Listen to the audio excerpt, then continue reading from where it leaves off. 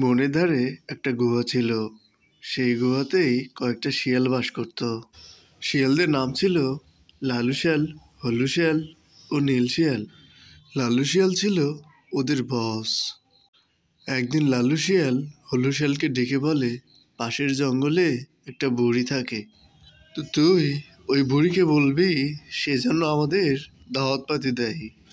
বুঝলি রে হলু, এখনই বুড়ির ডেরায় যাবি, যে বুড়িকে সব কিছু খুলে বলবি যে আমাদের একটা দাওয়াত দরকার।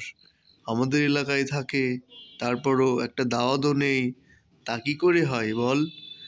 যা বুড়িকে হুমকি দিবি, বুঝলি? সেই হুমকি, যাতে করে বুড়ি আমাদের দাওয়াত দিতে বাধ্য হয়। হলু শিয়াল লালু শিয়ালের কথা মনোযোগ দিয়ে শোনে এবং তৎক্ষণাৎ বুড়ির বাড়ির দিকে রওনা দেয়। হলু শিয়াল বুড়িকে সবকিছু খুলে বলে বলে আমাদের দাওয়াত দিতে হবে।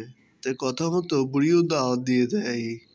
লালু শিয়াল বুড়ির বাড়ির দিকে দ্রুত রওনা দেয়। ছোট শিয়ালগুলো লালু শিয়ালকে ফলো করে। একসময় লালু শিয়াল বুড়ির সামনে চলে আসে। এদিকে ছোট শিয়ালটি ঘরের চালে মুরগি দেখতে পায়, তাই সে লাফিয়ে ওঠার পর পড়ে যায়। অবস্থা ভালো না দেখে সবাই সেখান থেকে দ্রুত পালিয়ে যায়। তো বন্ধুরা, আজ এ পর্যন্তই।